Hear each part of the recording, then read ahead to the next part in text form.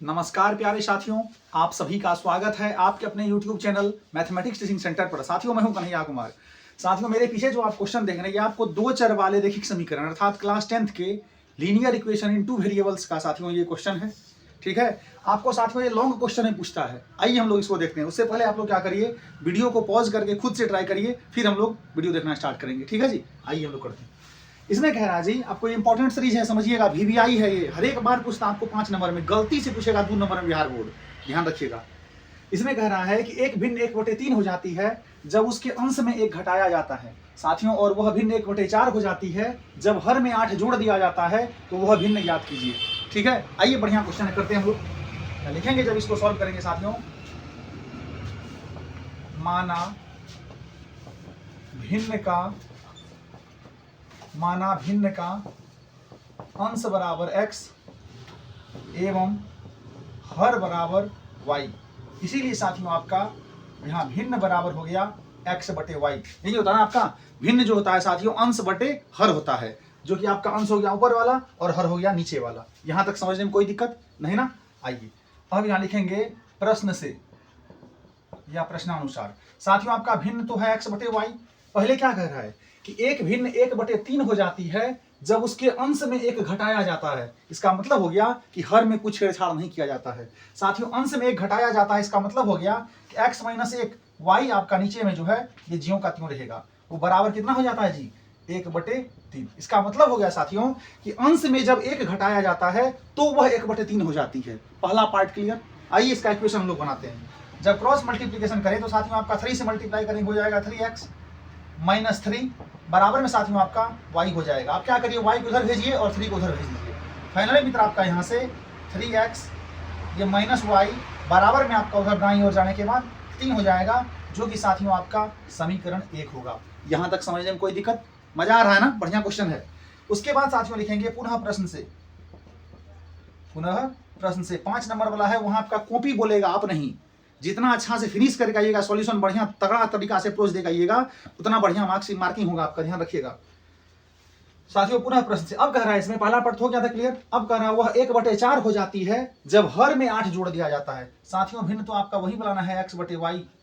इस बार कह रहा है हर में 8 जोड़ दिया जाता है। हर बोले तो नीचे वाला, अंश ऊपर वाला हो गया और हर नीचे वाला, न्यूमरेटर और डेनोमिनेटर। साथियों आपका हर में 8 जोड़ दिया जाता है तो वह कितना हो जाती है जी, 1/4 हो जाती है।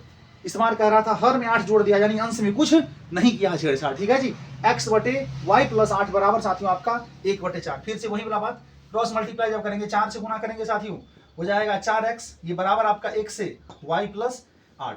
जब आगे देखें तो साथियों आपका हो जाएगा 4x ये प्लस y, इधर आने के बाद -y बराबर तो 8 रहेगा ही। ठीक है जी, इसको आप मान लो समीकरण 2। ईमानदारी से बताइए समीकरण 1 और 2 तक समझने में कोई दिक्कत, मजा आ रहा है ना, बढ़िया समझ रहे हैं ना।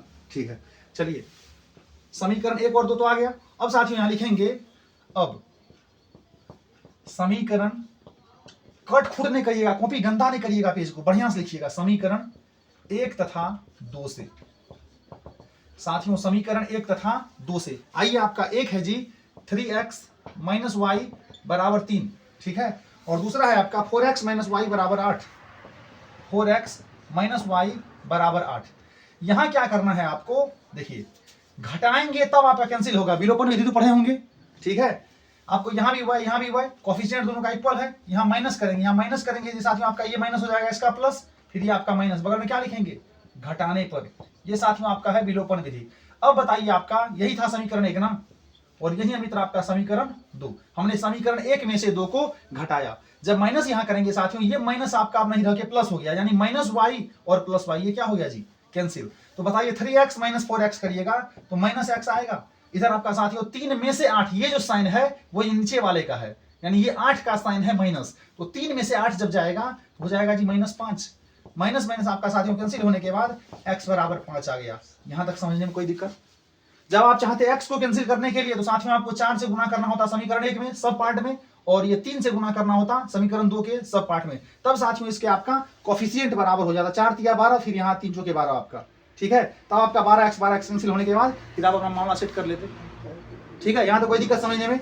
अब क्या करेंगे साथियों, आपने x का वैल्यू तो निकाल लिया, अब समीकरण 1 या 2 किसी एक में रखने पे आप x का वैल्यू रखोगे तो y आएगा। ठीक है, यहाँ लिखेंगे समीकरण मान लो 2 में रखते हैं, समीकरण 2 में x का मान रखने पर, समीकरण 2 में x का मान रखने पर, आइए साथियों रखते हैं समीकरण 2 में x का मान। आप 1 में भी रखोगे तो भी आपको वही वैल्यू आएगा y का जो आपको 2 में रखने पे आएगा, ठीक है। आइए साथियों आपका समीकरण 2 यहां क्या है, 4x - y बराबर 8, एक बार लिख लीजिए 4x - y बराबर 8। साथियों आपको x की जगह पे रखना है 5, तो 4 × 5 - y बराबर में आपका 8, ठीक है। जब करेंगे 4 × 5 तो 20 हो जाएगा, ये +8 इधर आने के बाद -8, ये आपका -y उधर जाने के बाद +y। साथियों यहां से आपका y बराबर 20 में से 8 गया, यहां हो गया 12। साथियों आपने x का वैल्यू निकाल लिया 5, x बोले तो भिन्न का अंश, और y निकल गया 12, y बोले तो आपको साथियों हर आ गया कितना 12। यहां तक समझने में कोई दिक्कत नहीं है। इसके बाद यहां कर रहे हैं विजिबल है, दिख रहा सब कुछ। अब क्या करना है साथियों, आपने x और y का वैल्यू तो निकाल लिया, यहां लिखेंगे लास्ट में, अतः आप लोग को वहां भरपूर पेज मिलेगा। भिन्न बराबर साथियों आपका था x बटे y। अब बताइए x बटे y का मतलब x की जगह पे 5 और y की जगह पे 12। साथियों आपका 5 बटे 12 इस क्वेश्चन का जो होगा वो सही आंसर होगा। ईमानदारी से कमेंट सेक्शन में करिएगा, समझ में आया, सब कुछ देख लीजिएगा, उसका फ्रेमिंग अच्छे से, इतना ही काम करना है, ज्यादा कचरा नहीं करना कॉपी पे, ठीक है जी। मिलते हैं फिर अगली वीडियो में, तब तक के लिए बाय बाय, टेक केयर साथियों, जय हिंद।